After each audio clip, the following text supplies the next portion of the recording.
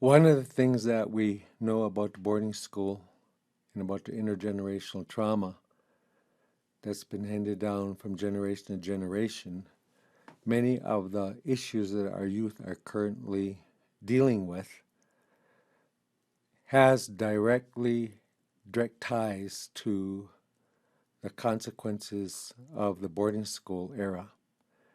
And we call that no more fallen feathers, would be an Indian way of saying no child left behind. What that means is, like in the ceremonies, they say an eagle feather can't fall to the ground. And what we're saying is, we don't want any of our children no more, not the young people. Everyone is important. Everyone is like gold.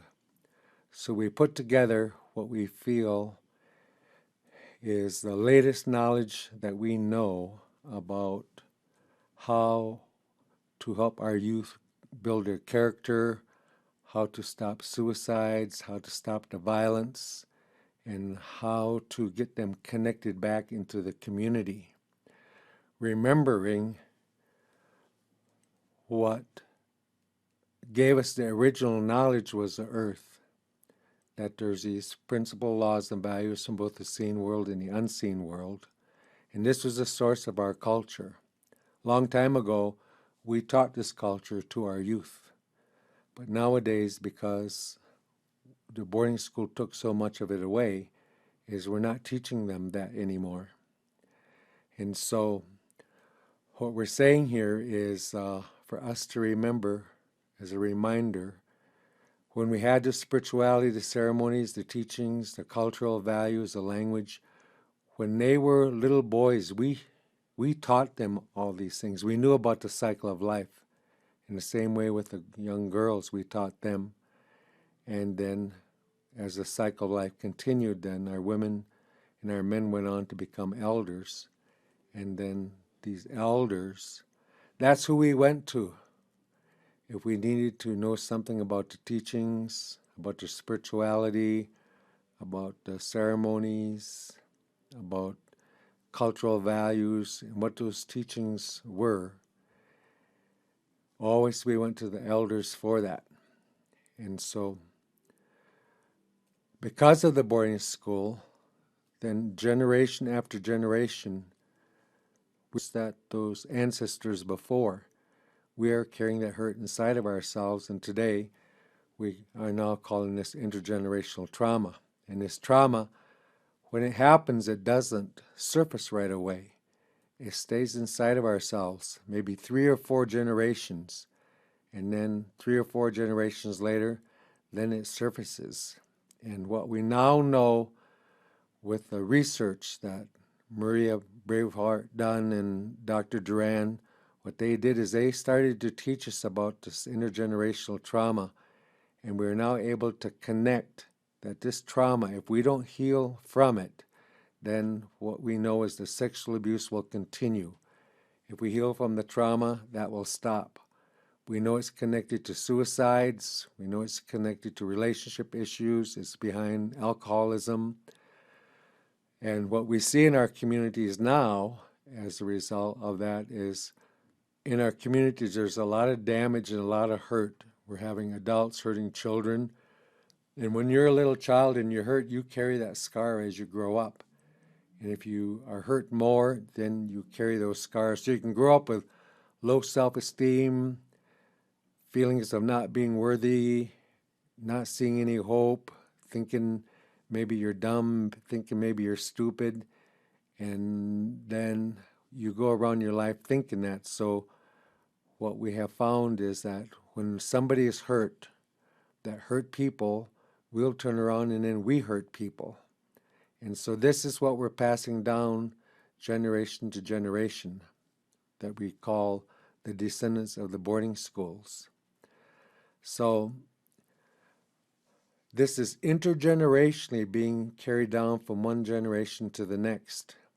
Now the system is still in place. It's always the big trees that teach the little trees. So wouldn't it make sense if the big trees have alcoholism or sexual abuse and violence and we're hurting people, does it make sense that the little trees are just going to end up being taught by the big trees. And then those little trees, they will grow. Even like today, for example, we see a lot of our young Native people, some of them, they're going off to prison. I'm talking about teenagers, young people. They're going off to prison. And of course, many of our young people, they're going off into treatment for alcohol, for drugs, for meth, for prescription drugs, for many, many reasons. Too many of our people, young ones, they're ending up in the court system. And when you get in that court system, then it's even harder, you see, to get out of it. And unfortunately, too many of our young people are going to heaven. And what that means is car accidents, teen suicides. And so we have this intergenerational trauma is being carried out in this manner, you see, with our youth. There was a time when we knew a lot about the cycle of life. And so the cycle of life is baby, youth, adult, and elder. And we knew a lot about that cycle of life. In fact, we knew so much about it that around the cycle of life, there's 8 things that a human being has to experience for it to grow up to be a normal, happy, healthy person. Each of these 8 things, as you grow up, it turns into a pattern of thought. And the human being runs its entire life off of 8 patterns of thought. So if you grow up and one of your patterns is to be a negative thinker, then you'll be a negative thinker in every area of your life. So these are the traditional teachings about what it was that we taught young children, young boys, young girls as they grow up. We knew how to give them these teachings in that. So in this cycle of life. Actually, in the cycle of life today, as we say, the cycle of life is broken for this reason. A long time ago, we knew that when you come around the cycle of life, you conducted that in a 4-year cycle. 1 year like spring, 1 like summer, 1 like fall, 1 like winter. So when you were born, then the first 4 years, there was a certain thing you're supposed to be taught. And then we taught them that in the old days. Then when you got up from 4 years old to 7 or 8, then there were other teachings that we were supposed to give. And then when you got 8 to 12, then we gave them more teachings. Then of course the next circle was the puberty time. And so there were teachings there that we gave to the young people when they come of age, or the puberty ceremonies. All the way around the cycle of life, we knew this. So what's happened to us is the human being, the way the Creator designed us, is still designed to be wanting us certain teachings as we grow up. So the human being, it says during the first 4 years, it says, teach me this. And what's happening is we're not teaching them. Then the next 4 years it's saying, teach me this, except we're not giving them those teachings. Then it says, teach me this. This is by 12 years old. There's supposed to be teachings that we give them. And of course, when we come into the teenage years, teach me this, and we don't teach them. And so what you hear us say is, about the youth, we say, oh, they have no identity. They don't even know who they are. No identity forms. And that's true. No identity forms because we haven't given them the teachings for that identity. And that's supposed to happen, you see, during those teenage years. So if you could imagine that you're walking down this road of life, or the red road, and like how the universe is created, there's always 2 paths that you can go. And so as you walk down this path, there's one side's the dark side and another side's the light side. So let's say the light side is where you have your culture identity. This is what we taught a long time ago. But now because of the boarding school, then what happens is there's another side. That's the side where you have no identity. You don't know who you are. And so what happens then is on that identity side, there's little groups, there's little things of influence is there. And of course, it's the same as true on the white side. There's little groups that form. And these are, in the old days, these were the clans or the warrior societies. So what we're seeing now is that as our young people come up to the age of 12 or come up to their puberty, on that side, that's where the gangs are. That's where the drugs is, and that's where the alcohol is. And you have no identity. It's very easy to be persuaded to go over, you see, to that side. But on the light side, this is where the teachings are. This is where the ceremonies, this is where the culture. This is where we taught them. We prepared them, you see, for this way. So as you come down this road of life, it's always about yes or no. Which side, you see, are you going to go to? The cultural identity side? If you do, there's certain consequences that the natural law puts in your life. You do certain things that's in harmony with the earth, in harmony with the culture, then there's consequences and results. But if you go on the other side, where there is no identity, and you go to the place of gangs, and you go to the place of school dropouts, and there's other things that you can do, there's consequences there too, and they play out in our life. So does it make sense that what we want to do is we want to take our young people, even before teenage years, when they're young like that, and we want them to grow on this road. And so the road we want them to grow on is to come to that cultural identity side, so they experience that consequences and they grow up to be healthy men and healthy women. So the programs that we have designed for the Wellbriety movement for youth, every one of them is important. We should not forget any youth. Everyone is like gold. No more fallen feathers, we say.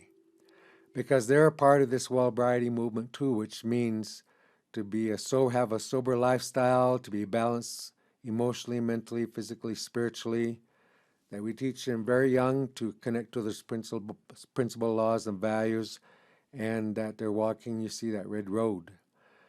So these are the trainings that we have. The first training is called Mending Broken Hearts. This is for youth. This training is we trained facilitators who are working with youth groups. Could be boys clubs, girls clubs, could be treatment centers, it could be in school systems. But in this training is what we show them is how to help the youth grieve, how to help them experience loss. Because our youth experience a lot of suicides of their friends or car accidents, and we need to know how to grieve, how to do that loss. The second training we have for them is something called the meaning and purpose to life. What happens in this training is we have a book and a workshop that we teach, and it has the 12 teachings that help the youth to find their purpose and meaning to life. And then for those that might be in treatment or coming out of the prison system or the jail system or the school system, we have some optional programs that they can take there. One is called Daughters of Traditions. That program is for 8 to 12-year-olds and then also for the teenage girls. There's the Sons of Traditions. So this is where the culture, it's a strong, strong emphasis on learning the culture. It has elders tied to it. And then for those that are coming out of treatment, we made a Medicine Wheel 12 Steps for Youth. The Medicine Wheel 12 Steps for Youth is a recovery program, but it's based on storytelling. And so it helps them to find themselves. It helps to build good character. And then the fourth program is called Returning to the Circle. This is where you form the talking circle, a support circle, so that when they have problems, they can come share those problems, and it's very safe. And it's a way for them to start to share and to continue the processing the grief.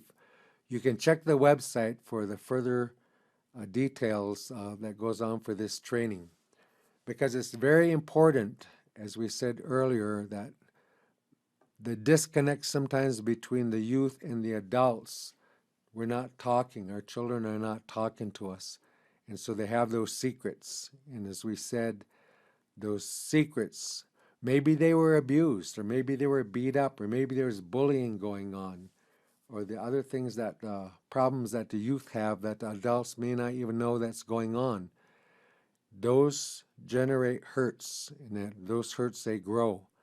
And as they grow, then pretty soon this is where they start to keep the secrets. And those secrets, what happens is as you grow up, then you carry those secrets. You might have those secrets from your friends or your parents or grandparents or whoever it is that you're living with. And so the Mending Broken Hearts for Youth, it helps the youth to find, you know something, you're not alone. There is help, and you can get that help. You can get your relief, and then you can come and continue to go through the training until you get to the returning to the circle training. So you can become a healthy, powerful, educated Native youth. And the name of that program is called the Mending Broken Hearts for Youth. So when we take a look at the youth that's in the forest, whatever is going on in the forest, the youth need to go into healing. Some of this healing is from intergenerational trauma. And so how these 4 trainings would apply is as they start to go through that grieving process for Mending Broken Hearts for Youth, here's where they get rid of their shame, get rid of their anger, get rid of guilt, if they've done something wrong, bad feelings, and they can start to talk to one another. Then in the training for the meaning and purpose to life is where they start to set goals, and they start to learn the teachings, the 12 teachings for finding the meaning and purpose to life. And then, of course, the daughter and sons of traditions. It helps them to continue to grow in a culture. This is the way we taught them a long time ago. We spend time with them, we show them the teachings, and then finally returning to the circle. So they have that support group. So as the youth go through this healing, in addition to what's going on in the community, so you start to see them growing and healing and healthy and in recovery and getting an education and going to school and doing the things that they want. And everyone is important, no matter what they've done, no matter what family they come from. They're important. No more fallen feathers. We can't let one of the youth, you see, fall to the ground, because they're our future. They're our leaders. They're the ones that we really need to pay attention to. So in the purpose to life training, this is where they will answer 3 questions. One is, who am I? One is, where am I going? And one is, why am I? This is very, very important in the teenage years, that they are able to answer those 3 questions. So as they go around the cycle of life, then the teachings come back. And when you have those teachings and you're solid in that, then you don't have to drink. You don't have to hide nothing.